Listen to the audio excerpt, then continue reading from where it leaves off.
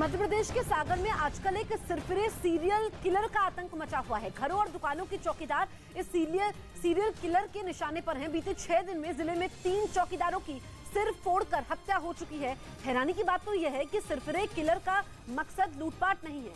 Police ने पूरे शहर में रात के सीसीटीवी फुटेज निकलवाए हैं, जिनमें आरोपी सफेद शर्ट और हाफ पैंट में दिखा है। पुलिस ने फुटेज के आधार पर सीरियल किलर का स्केच भी जारी कर दिया है। उसकी गिरफ्तारी पर 30,000 रुपए का इनाम घोषित किया हुआ है। आज तक और इंडिया टीवी को पछाड़ न्यूज़ 18 इंडिया बना भारत का नंबर 1 न्यूज चैनल। देखते रहिए न्यूज़ 18। कब्जे की चीन की किसी भी कोशिश को नाकाम कर दिया जाएगा।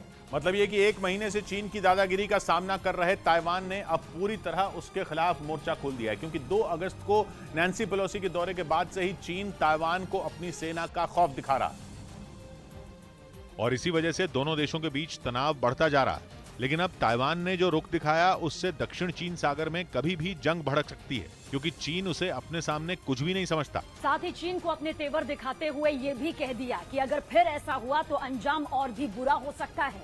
यहाँ तक कि ताइवान के मसले में टांग अड़ाने पर अमेरिका को भी चीन ने अंजाम भुगतने की चेतावनी दी थी।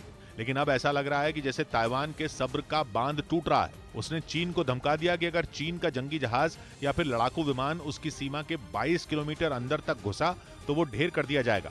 ताइवान ने दावा किया कि उसकी सेना को घुसपैठ होने पर हमला करने का आदेश दिया जा चुका है और ये आदेश 2 रोज पहले खुद वहां की राष्ट्रपति ने दिया। बताया गया कि उन्होंने चीन के खिलाफ बेहद सख्त रुख दिखाया और अपनी सेना को खुली छूट दे दी कि वो जोरदार पलटवार करे। और इसी के बाद ताइवान की सेना ने चीन के एक ड्रोन पर ताबड़तोड़ फायरिंग कर दी। ताइवान ने दावा किया कि 2 रोज पहले चीन ने अपने एक ड्रोन को किनमिन द्वीप पर भेजा, जिस पर उसका अधिकार है और वहां उसकी सेना भी तैनात है। ताइवान के मुताबिक कई दिनों से चीन के ड्रोन द्वीप पर तैनात उसकी सेना की जानकारी जुटाने के लिए चक्कर काट रहे थे।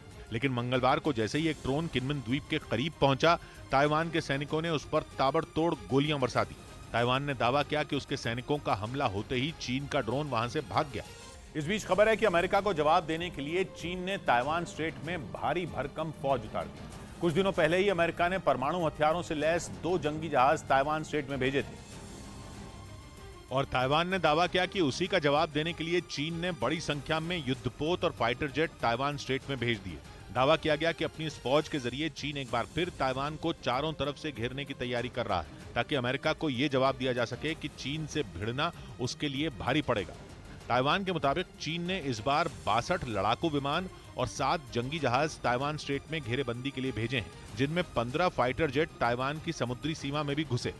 और कहा जा रहा है कि चीन घेर तो ताइवान को रहा है, लेकिन उसके निशाने पर अमेरिका है। वो ताइवान स्ट्रेट में ऐसी किलेबंदी करने में जुटा है कि अमेरिका चाहकर भी दोबारा वहां दाखिल न हो पाए, क्योंकि कुछ दिनों पहले ही अमेरिका ने चीन के खिलाफ बड़ा कदम उठाते हुए अपने 2 खतरनाक जंगी जहाज ताइवान स्ट्रेट में तैनात कर दिए थे। इसे चीन के लिए एक बड़ी चेतावनी की तरह देखा गया, क्योंकि अमेरिका के दोनों जंगी जहाज परमाणु हथियारों से लैस थे।